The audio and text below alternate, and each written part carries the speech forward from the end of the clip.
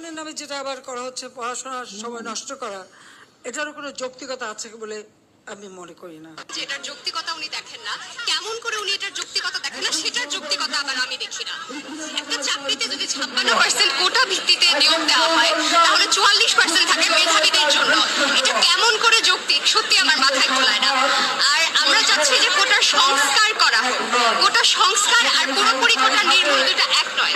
সংবিধানে লেখা আছে যেটা, যে যারা অনগ্রসর জনগোষ্ঠী, তাদের জন্য আমরা চাই যে কোটা থাকুক। যেমন প্রতিবন্ধী বা এথনিক মাইনরিটি যারা, তাদের জন্য কোটা থাকুক। কিন্তু মুক্তিযোদ্ধারা তো অবশ্যই অনগ্রসর জনগোষ্ঠীর মাঝে পড়ে না।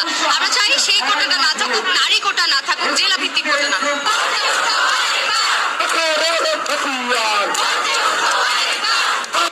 আজকে আন্দোলন